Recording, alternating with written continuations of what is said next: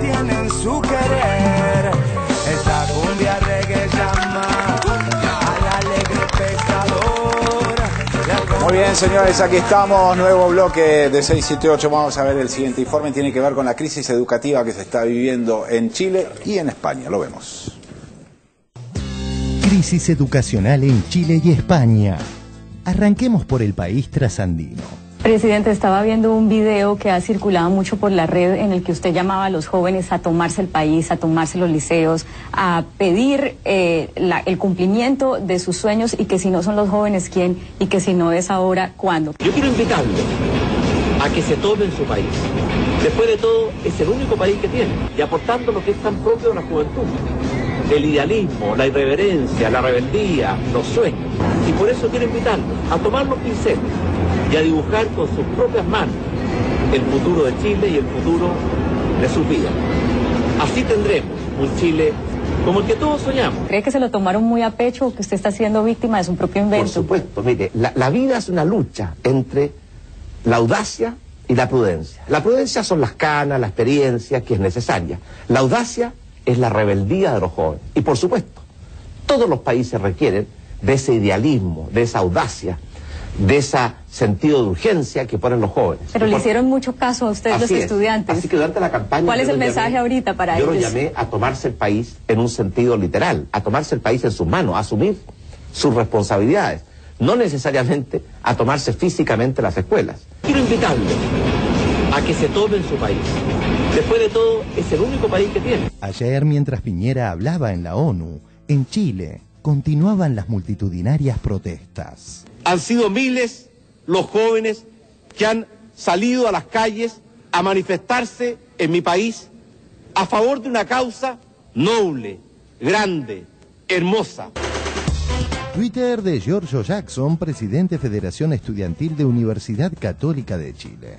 Si según el presidente Piñera ante la ONU, estamos luchando por una causa noble, justa y hermosa, ¿por qué no quieren materializar esa causa en Chile? Otra vez situación crítica e incidentes en Chile y se dio cuando muchos estudiantes, 100.000, de acuerdo a las organizaciones de la manifestación, estaban reclamando otra vez por educación gratuita y de calidad. Hola Gonzalo, acá Matías Martín, Gaby Schulz, Cabito, ¿cómo estás? Buenas tardes. Hola Matías, ¿cómo estás? Con el tema de los estudiantes y la educación en general, se critica mucho al gobierno de Piñera, por ahí se soslaya que los últimos 20 años fueron de la concertación también, digamos que tiene su parte, o tiene algo que ver en lo que está pasando con los pingüinos que le dicen a los estudiantes, ¿no? Sí, la revolución de los pingüinos son cosas que se vienen arrastrando hace muchos años. Yo creo que tiene que ver con una política del capitalismo que como se puso en el gobierno militar, ¿no? Como lo dijo, y una mala frase del presidente Piñera de que la educación es un bien de consumo. En nuestra sociedad moderna una mucho mayor interconexión entre el mundo de la educación y el mundo de la empresa, porque la educación cumple un doble propósito, es un bien de consumo. Es un bien de consumo. Que la educación es un bien de consumo. Para mí eso viene desde un capitalismo que se instaló hace muchos años. ¿Vos estudiaste, tuviste una educación después de la secundaria o empezaste a actuar y ya trabajabas? Sí, yo tuve la suerte de una familia que me apoyó y que pude pagar ese bien de consumo.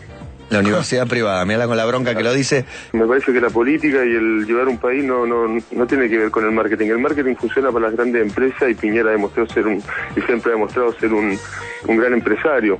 Pero esto tiene más que eso, es más que una empresa. Vayamos a España. Las consecuencias del ajuste llegaron al ámbito educativo. Como era de esperar, esto generó una masiva disidencia. Miles de profesores, padres y alumnos se manifestaron ayer en el centro de Madrid formando una inmensa marea verde con un mensaje para el gobierno regional. La enseñanza no es un gasto, es una inversión. Estamos defendiendo que se pueda seguir dando una educación pública de calidad donde no se puede recortar ese material humano, en recursos humanos. Hay muchísimos puntos en los que se puede tocar y muchísimas otras áreas que no son la educación en las que se podría hacer recortes, pero el futuro de un país está en la educación. Lo que hay que cambiar es la necesidad de gastar para explicarnos claramente si la educación es obligatoria y gratuita en una fase, a lo mejor no tiene que ser obligatoria y gratuita en todas las demás fases. Cuando oigo todos los días a Esperanza Aguirre y a Lucía Cigar diciendo mentiras, porque son mentiras, para para decir los profesores sois unos vagos se dice en 3 segundos, pero para contar cuáles son los recortes verdaderos en educación hay que estar un rato. El futuro de un país está en la educación y yo creo que un país que no valora la educación que reciben sus hijos, pues es un país que tiene poco futuro.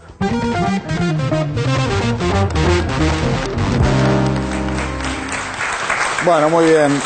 A ver, Pablo, estoy viendo de parte de Piñera como cierta desorientación en resolver el conflicto. Y esto se está plasmando ya en palabras, venía como esta desorientación mostrándose en los hechos y ahora pareciera ser que lo pone en palabras porque dice una cosa, hace otra, después dice otra cosa, hace otra cosa. Y porque no es un político, es un empresario puesto a político. Bueno, pero es presidente. Y bueno, llegó a presidente y la verdad es que nosotros también tenemos algunos riesgos de que algunos empresarios lleguen a posiciones políticas donde decidan cosas por nosotros. Empecemos a prestar atención ahora porque esto es la realidad, o sea, la política es una cosa, los negocios es otra cosa. Hay gente que lo que sabe es que la política ha sido un instrumento para hacer negocio fenomenal, o por lo menos para generar grandes ganancias patrimoniales y para establecer determinadas privilegios y todo eso, y se han metido a político. Por eso, si el fútbol lo es, están en el fútbol.